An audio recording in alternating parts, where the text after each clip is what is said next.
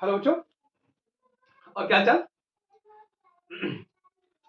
आज हम लोग जो है फिर एक नए टॉपिक पे बात करते हैं। इसके पहले हम लोग जीओसी का लेक्चर 4 देखे थे और अब आज हम लोग जनरल ऑर्गेनिक केमिस्ट्री क्लास 11 में एक चैप्टर है some basic concept of organic chemistry, कार्बनिक रसायन के कुछ मूलभूत सिद्धांत, उसी से रिलेटेड ये टॉपिक है। ये टॉपिक जो है वहाँ मिलेगा, लेकिन है क्लास 11 में, बात उसकी कोई नहीं है। आप इसको मतलब ये रोल इसका मतलब जहां भी केमिस्ट्री की बात आती है हर जगह इसका रोल मिलना है।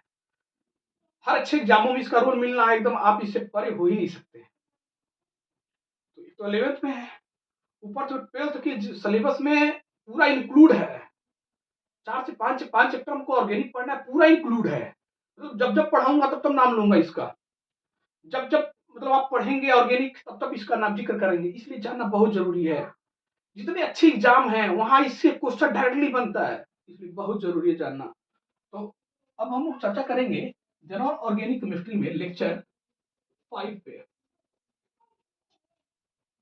लेक्चर 5 पे स्टार्ट है टॉपिक हमारा इंडक्टिव इफेक्ट। हम लोग इसके पहले देख लिए थे electron displacement effect. Electron displacement में दो टाइप का होता था, एक परमानेंट एक टेम्पोररी। परमानेंट में आपको इंडक्टिव मिला था, टेम्पोररी में आपको इलेक्ट्रोमेरिक मिला था। परमानेंट 4 टाइप का था। कौन कौन? इंडक्टिव, रेजोनेंस, मेसोमेरिक और हाइपर कंजुगेशन। उसमें पहला टॉपिक इंडक्टिव है, उसकी मैं शुरुआत करता हूँ। इंडक्टिव इफेक्ट है क्या? देखो क्या है। इसके लिए थोड़ी सी बात इंडक्टिव इफेक्ट के लिए मैं किनारे करता हूं यहीं पे। क्या है? तो यह इलेक्ट्रॉन का पार्शियल डिस्प्लेसमेंट होता है। इसमें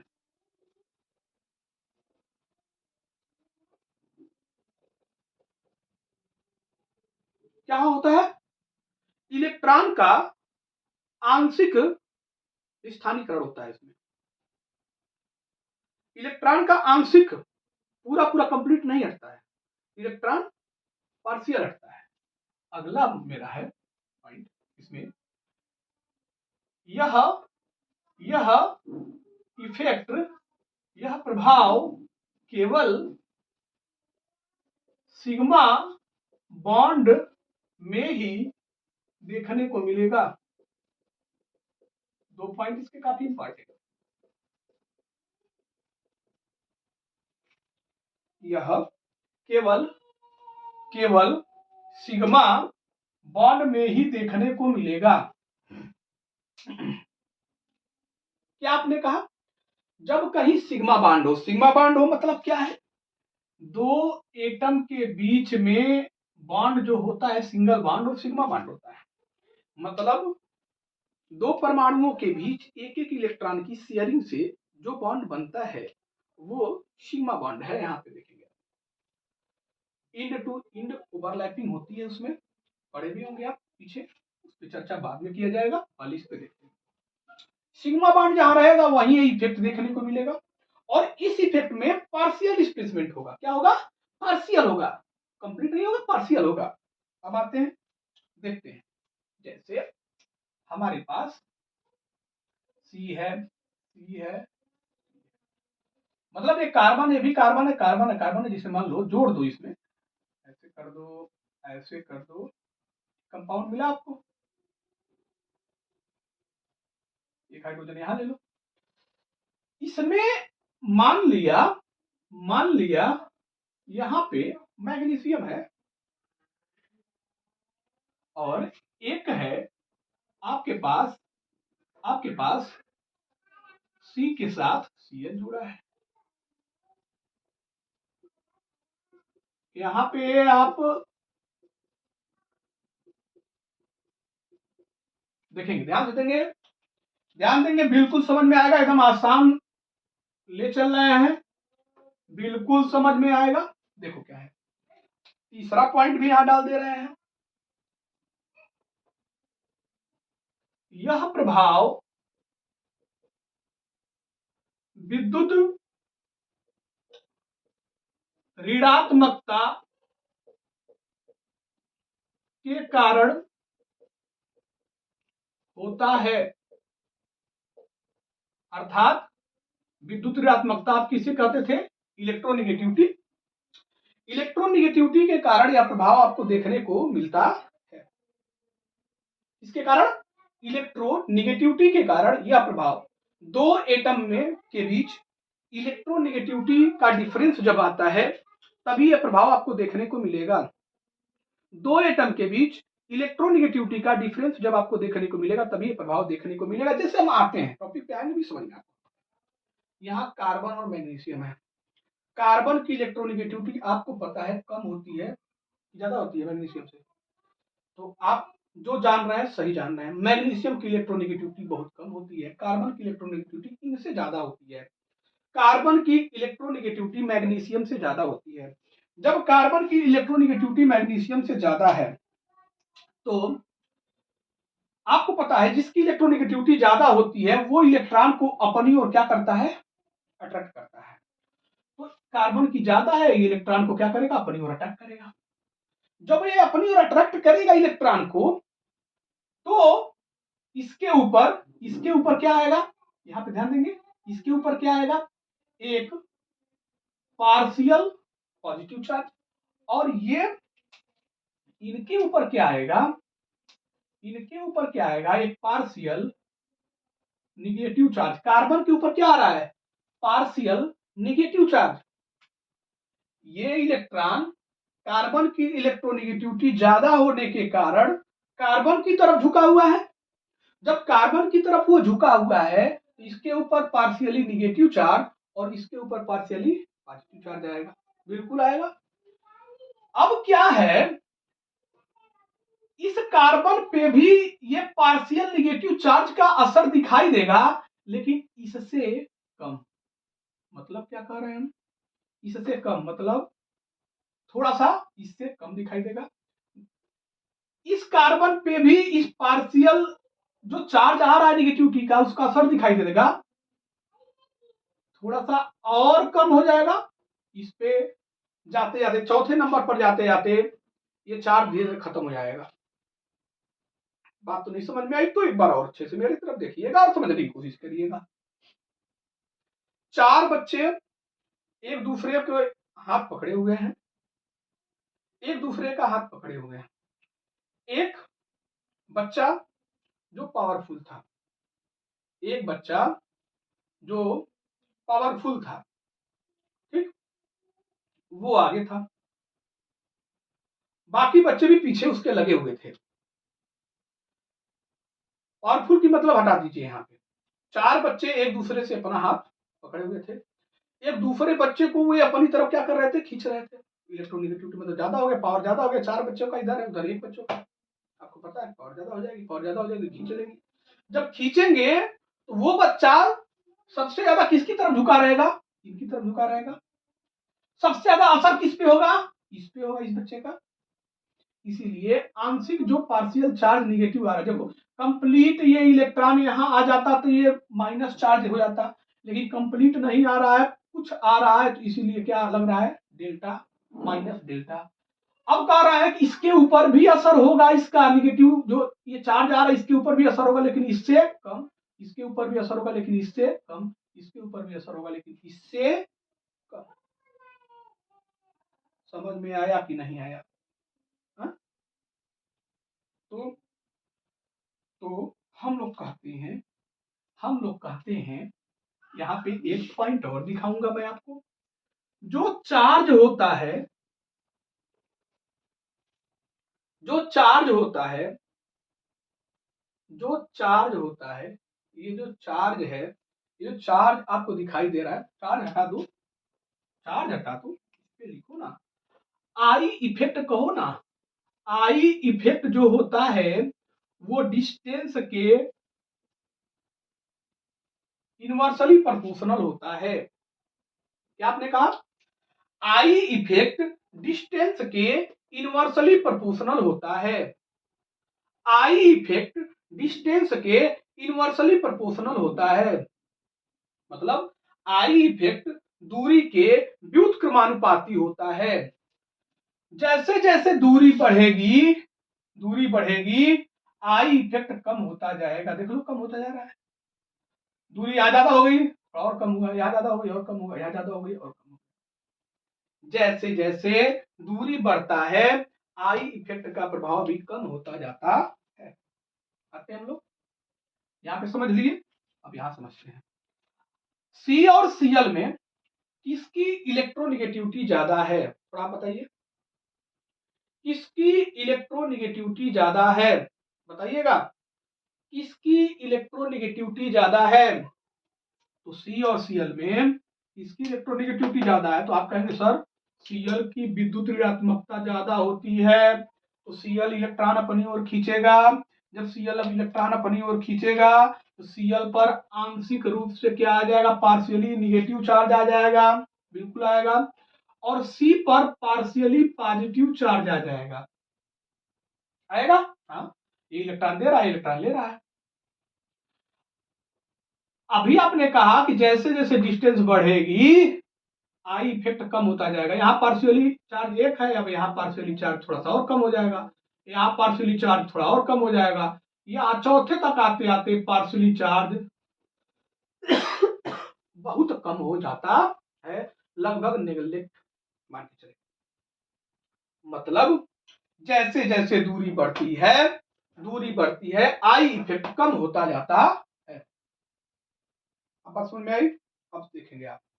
अब आइए इलेक्ट्रॉन का, देखो इलेक्ट्रॉन का डिस्प्लेसमेंट हो रहा है कि नहीं हो रहा है, बिल्कुल हो रहा है, कार्बन की तरफ हो रहा है। इलेक्ट्रॉन का डिस्प्लेसमेंट किधर हो रहा है, कार्बन से दूर हो रहा है। किधर हो रहा है, कार्बन से दूर हो रहा है। अब बात समझेंगे आप। एक बात और यहां पे, यदि यदि इलेक्ट्रॉन कार्बन से दूर जा रहा है, क्या हो रहा है, ये दूर जा रहा है, तो जो प्रभाव काम करेगा वो प्रभाव कहलाएगा क्या, माइनस आई प्रभाव। क्या बोलेंगे उसे, माइनस आई प्रभाव। अगर इलेक्ट्रॉन कार्बन से दूर जा रहा है, कार्बन से देखो दूर जा रहा है, तो उसे वो क्या बोलेंगे, माइनस आई प्रभाव। तो इंडक्टिव इफेक्ट का एक पार्ट माइनस आई प्रभाव। यहां आइए, यहां भी वही हाल देखिए, क्या लिखेंगे आप बताइए, यही देख के, यदि इलेक्ट्रॉन कार्बन की ओर आता है तो यह प्रभाव प्लस आई प्रभाव कहलाता है, प्लस आई इफेक्ट कहलाता है। क्या कहलाता है जी, प्लस आई इफेक्ट कहलाता है। मतलब इंडक्टिव इफेक्टिव टाइप के, एक प्लस आई माइनस आई।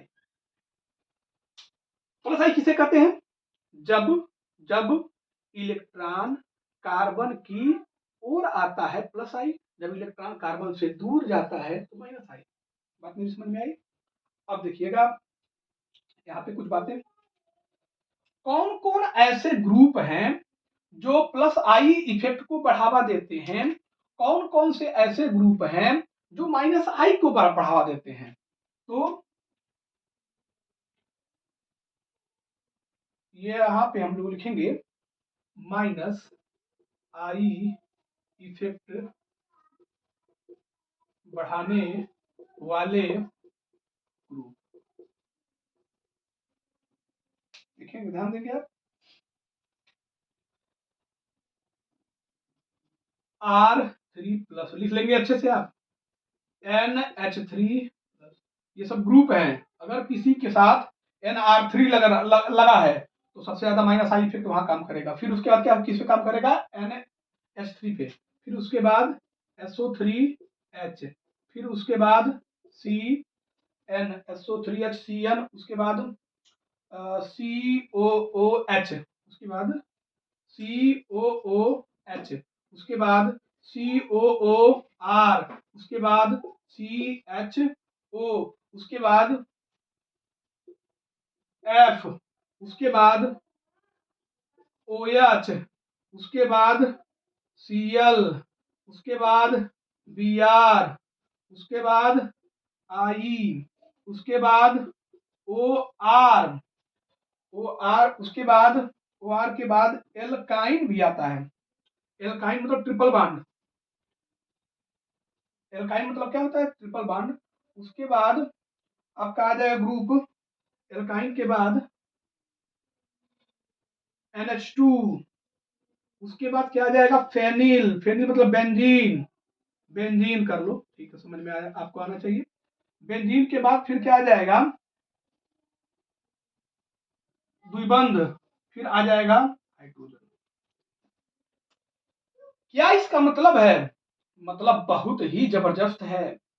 मतलब आपने ऐसे ग्रुप को लिखा है, अगर ये आ गया, ये आ गया, ये आ गए, ये आ गए, ये आ गए, तो ये जहां लगेंगे वहां कौन सा प्रभाव दिखाएगा? ये माइनस आई इफेक्ट है। ये जहां लगेंगे वो माइनस आई इफेक्ट दिखाएगा। ये जहां लगेंगे, तो इसके नीचे लिखना चाहिए था लेकिन मैंने यहां मेंशन कर दिया है, ध्यान थोड़ा नहीं आया है। माइनस आई प्रभाव कौन कौन दिखाने वाले हैं? ये अगर ये किसी भी कंपाउंड में दिखाई दे रहे हैं तो वहां इलेक्ट्रॉन को कार्बन से क्या करेंगे? ये खींचेंगे। और जब इलेक्ट्रॉन से कार्बन को खींचेंगे तो कौन सा प्रभाव होगा? माइनस आई प्रभाव। समझ में आ गया होगा? हाँ, सबसे ज्यादा माइनस आई प्रभाव इसका है और सबसे कम माइनस आई प्रभाव इसका है, बस ये बात। सबसे ज्यादा माइनस आई प्रभाव इसका, सबसे कम। आते हैं हम लोग प्लस आई प्रभाव पे। प्लस प्लस आई प्रभाव बढ़ाने वाले ग्रुप। तो प्लस आई प्रभाव में कौन कौन है? बहुत बढ़िया है। आर एल्काइल ग्रुप, जैसे मान लो, कार्बन है CH3, CH3, CH3। ये भी आपको बताए थे। CH3 इलेक्ट्रॉन डोनेटिंग ग्रुप है। कौन सा ग्रुप है? इलेक्ट्रॉन डोनेटिंग ग्रुप है। कौन सा ग्रुप है? इलेक्ट्रॉन देने वाला ग्रुप है। ये भी देगा, ये भी देगा, ये भी देगा, तीन तीन देने वाले आ गए, तो कार्बन पे इलेक्ट्रॉन डेंसिटी बढ़ नहीं रही है? बिल्कुल बढ़ रही है। इससे कम किसका होगा? इससे कम इसका होगा, इससे कम इसका होगा, और इससे कम किसका होगा? अब मतलब ये जो 3 डिग्री दिखाई दे रहा है यहाँ पे, इसका प्रभाव प्लस आई प्रभाव सबसे ज्यादा, इसके बाद 2 डिग्री का, फिर इसका 1 डिग्री का, फिर CH3 का। ये प्रभाव सबसे ज्यादा। मतलब क्या है, क्यों ऐसा कर रहे हैं आप? यहाँ पे तीन तीन देने वाले हैं, यहाँ पे 2 देने वाले हैं, इसलिए आपने क्या कहा? कार्बन की ओर इलेक्ट्रॉन आना। तो कार्बन की ओर इलेक्ट्रॉन यहाँ तीन तीन देंगे, तो तीन तीन जब देंगे तो कार्बन के इलेक्ट्रॉन आ रहा है जो क्या होगा? ज्यादा बढ़ जाएगा। यहाँ 2 देने वाले हैं, यहाँ 1 देने वाला है, यहाँ CH3 देने वाला है। तो CH3 ग्रुप, एल्किल ग्रुप जो होता है, एल्काइल ग्रुप जो बोलते हैं आप, वो ग्रुप प्लस आई प्रभाव को बढ़ावा देता है। मतलब अब एक और बात यहाँ पे यहीं पे आप मेंशन करेंगे, इंपॉर्टेंट पॉइंट में, electron donating group plus I effect उत्पन्न करते हैं। ये सभी लोग इलेक्ट्रॉन डोनेटिंग ग्रुप हैं। इसे आप क्या और कह सकते हैं? इसे आप कह सकते हैं EDG ग्रुप। EDG ग्रुप बोलते हैं, मतलब इलेक्ट्रॉन डोनेटिंग ग्रुप प्लस आई प्रभाव को क्या करते हैं? प्लस आई प्रभाव को बढ़ा देते हैं, इसलिए इसे इलेक्ट्रॉन डोनेटिंग ग्रुप भी कहते हैं। आगे आते हैं, इसे क्या बोलते हैं हम लोग, देख लेंगे यहाँ पे। इलेक्ट्रॉन विथ ड्राइंग ग्रुप, मतलब क्या? ऐसा ग्रुप जो इलेक्ट्रॉन को क्या करता हो, खींच लेता हो, विथड्रा। एटीएम में जाएंगे आप तो पैसा क्या करते हैं, विथड्रा करते हैं ना, तो इलेक्ट्रॉन को क्या करता है, ये विथड्रा कर लेगा, इलेक्ट्रॉन को खींच लेगा, निकाल लेगा। तो ऐसे ग्रुप जो इलेक्ट्रॉन को क्या कर रहे दूसरे से निकाल लें, उसको कहते हैं माइनस आई इफेक्ट बढ़ावा देने वाले ग्रुप। तो जितने इलेक्ट्रॉन विथड्राइंग ग्रुप, ये सारे इलेक्ट्रॉन विथड्राइंग ग्रुप हैं और ये सारे इलेक्ट्रॉन डोनेटिंग ग्रुप हैं। आपको समझ में आया होगा? बिल्कुल बिल्कुल इसी तरह पूरा पूरा ये एकदम अच्छे से नोट्स बना लीजिएगा। 2 मिनट की और बात है, थोड़ी सी बता देते हैं आपको अच्छी बातें प्लस आई इफेक्ट से रिलेटेड। इसको देख लीजिए, अब आते हैं हम लोग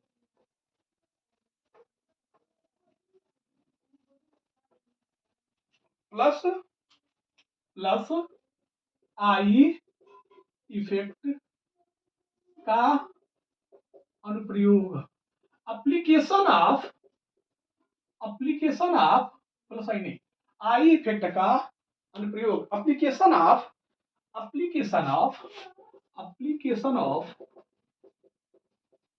आई इफेक्ट क्या है, देखो क्या है। चार्ज स्टेबिलिटी के डायरेक्टली प्रोपोर्शनल नहीं होता है, इनवर्सली प्रोपोर्शनल होता है, व्युत्क्रमानुपाती। जैसे जैसे चार्ज बढ़ेगा स्टेबिलिटी कम होती जाएगी, चार्ज बढ़ेगा स्टेबिलिटी कम होती जाएगी। दूसरा पॉइंट आपका क्या है, दूसरा पॉइंट कार्बोकेटायन स्टेबिलिटी।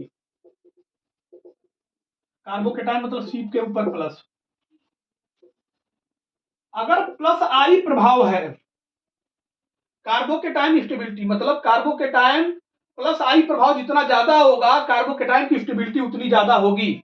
प्लस आई प्रभाव जितना ज्यादा होगा कार्बोकेटायन की स्टेबिलिटी उतनी ज्यादा होगी। माइनस आई प्रभाव के ये व्युत्क्रमानुपाती होता है और प्लस आई के क्या होता है, अनुक्रमानुपाती। मतलब डायरेक्टली प्रोपोर्शनल किसके है, प्लस आई के। इनवर्सली प्रोपोर्शनल किसके है, माइनस आई के। मतलब आप क्या कह रहे हैं, कार्बोकेटायन की स्टेबिलिटी प्लस आई प्रभाव पड़ने पे बढ़ेगी और माइनस आई प्रभाव पड़ने पे घटेगी। तीसरा पॉइंट कार्बन नायन स्टेबिलिटी क्या है, माइनस आई प्रभाव पड़ने पर कार्बन नायन, जो कार्बन के ऊपर निगेटिव चार्ज आता है तो उसे क्या बोलते हैं, कार्बन आयन। तो कार्बन आयन की स्टेबिलिटी कब बढ़ेगी, जब माइनस आई प्रभाव पड़ेगा तो बढ़ेगी, प्लस आई प्रभाव आने पर क्या हो जाएगी, घट जाएगी। जितना प्लस आई प्रभाव पड़ेगा कार्बन आयन की स्टेबिलिटी कम होगी, ये भी जान लिया। अगला पॉइंट जो बेहद बेहद बेहद इंपॉर्टेंट है, मतलब डायरेक्टली क्वेश्चन एकदम डायरेक्ट बनता है इससे डायरेक्ट क्वेश्चन बनता है। मतलब क्या था इसका कि आप जो है इसको हमेशा देखेंगे एसिडिक नेचर, क्या एसिडिक नेचर, एसिडिक नेचर की बात आ रही है। तो एसिडिक नेचर किसी का बढ़ता कब है, एक वैल्यू आती है के ए, ध्यान दीजिएगा मेरी बात। अम्लीय प्रकृति के ए का मान जितना ज्यादा होगा, कहीं भी के ए का मान लिखा है तो अम्लीय प्रकृति क्या होगी, बढ़ेगी। अगर कहीं पे पी के ए लिखा है, पी के ए वैल्यू दिया है तो अम्लीय प्रकृति क्या होगी, घटेगी। ये जान लेंगे आप अच्छे से, पहले पहले पढ़े भी हुए हैं आप जो है इसको टॉपिक को पढ़े भी हैं, आयनर वाले चैप्टर में पढ़े हुए हैं आप। हाँ, तो एसिडिक नेचर जब के ए की वैल्यू बढ़ेगी तो एसिडिक नेचर क्या होगा, बढ़ेगा। जब पी के ए वैल्यू बढ़ेगी तो एसिडिक नेचर क्या होगा, घटेगा। देखो ये इसके क्या है, व्युत्क्रमानुपाती। और एसिडिक नेचर माइनस आई के अनुक्रमानुपाती और प्लस आई के व्युत्क्रमानुपाती भी होता है। आप अच्छे डायरेक्ट क्वेश्चन ये से मिलता है, डायरेक्ट इधर यहाँ से क्वेश्चन मिलता है एफडी के लिए। अगर हमको मालूम चल गया कहीं माइनस आई प्रभाव काम कर रहा है तो उसकी अम्लीय प्रकृति क्या होगी, ज्यादा होगी। अगर हमको कहीं मालूम चल गया कि यहाँ पे प्लस आई प्रभाव ज्यादा है तो उसकी अम्लीय प्रकृति क्या हो जाएगी, कम हो जाएगी। मतलब माइनस आई प्रभाव पड़ने पर अम्लीय प्रकृति बढ़ती है और प्लस आई प्रभाव बढ़ने पर अम्लीय प्रकृति घटती है। यही बात हम लोग यहाँ लिखेंगे बेसिक नेचर के लिए। बेसिक नेचर के लिए के बी पी के बी वैल्यू है तो ये बेसिक नेचर क्या होगा, ज्यादा होगा। पी के बी वैल्यू पर है कहीं पे तो बेसिक नेचर क्या हो जाएगा, कम हो जाएगा। और प्लस आई प्रभाव जब दिखेगा आपको, प्लस आई इफेक्ट बढ़ेगा तो बेसिक नेचर बढ़ेगा, और माइनस आई इफेक्ट बढ़ेगा तो बेसिक नेचर घटेगा। ये बहुत ही इंपॉर्टेंट टूल्स हैं आई इफेक्ट के, बहुत ही इंपॉर्टेंट है।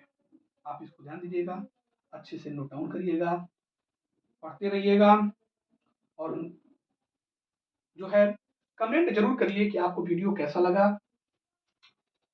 और चूंकि आप पढ़ाई कर रहे हैं तो ये बात, मेरी भी बात को थोड़ा ध्यान दीजिएगा। आपका स्नेह हमारी एनर्जी के क्या होता है, डायरेक्टली प्रोपोर्शनल होता है। तो हमारी तरफ भी ध्यान दीजिएगा, अपना प्यार उठाते रहिए और हमारी एनर्जी को बढ़ाते रहिए। प्रयास हमारा बेहतर से बेहतर करने का रहेगा।